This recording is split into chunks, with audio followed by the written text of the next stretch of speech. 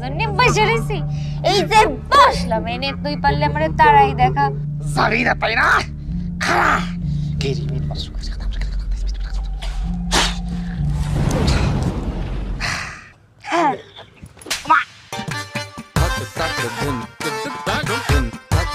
ধর ধর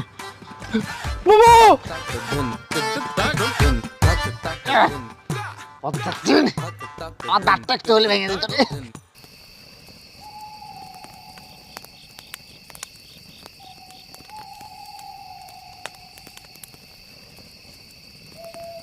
কি যে করি মহা মুশকিলে পড়লাম। ছেলে পক্ষ তো এসে যাওয়ার টাইম হয়ে গেছে, মেয়েটা দরজা বন্ধ করে রাখছে।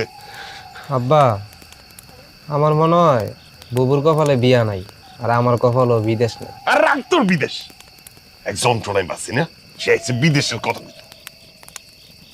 বন্ধু শরীফ আইসা পড়ছি তো।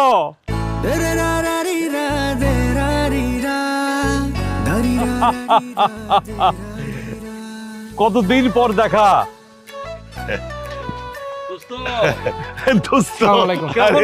আছি ভালো গা, আইতে এত রাইট করে ফেললি। হ্যাঁ আর কোশটা 3-4টা মিটিং শেষ করে আইতে আইতে একটু রাইত হয়ে গেল। আসসালামু আলাইকুম আঙ্কেল।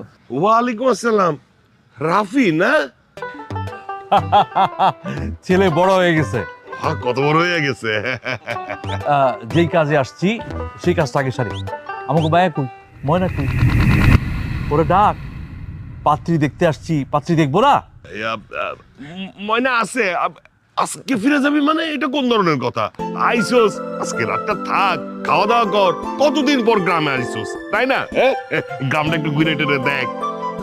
কালকে সকালে ময়নারে দেখা গ্রাম দিকে তারপর যাইস, থাক আজকে। না মানে বলছিলাম কি দোস্ত, বন্ধু আরেকটা আসলে সমস্যা হয়েছে। আবার কি সমস্যা? না মানে ওই ময়নার সন্ধ্যাবেলা হঠাৎ করে জ্বর আয়া পড়ছে। জ্বর আইছে? ডাক্তার দেখাইছস? না না ডাক্তার দেখাতে হইব না, ওই সকাল হইলে ভালো হয়ে যাইব। ওই কথাও কইতে কষ্ট হইতেছে তো, আর জ্বরের মধ্যে মেয়েটারে দেখবি এটা কেমন জানি একটা কথা না। তাই চিন্তা করলাম তোরা আজকে রাত্রে থাক, খাওয়ার দাওয়ার কর, কালকে সকালে মায়া দিকে তারপর গেলি, তাই না? এটা ভালো হয় না? জি চাচা। আঙ্কেল কিন্তু ঠিকই বলছে বাবা, যেহেতু আমরা চলে এলাম আজকে রাতটা থেকে যাই, কালকে সকালবেলায় না হয় আমরা ময়নাকে দেখে, আর গ্রামটাও তো কখনো ঘুরে দেখা হয়নি, তো আমরা একটু ময়নাকে দেখার পর গ্রামটাও না হয় ঘুরে গেলাম। তাহলে তো হইছেই। রাফি ভাই আর কোনো কথা না, আসেন। আয়, আয়, চাচা, আসেন। আরে, আয়, আয়, আয়। রাফি ভাই আসেন। কতদিন পর তোরা দেখলাম। হ্যাঁ সব ঠিক আছে তো? ব্যবসা পাতি ভালো চলতেছে?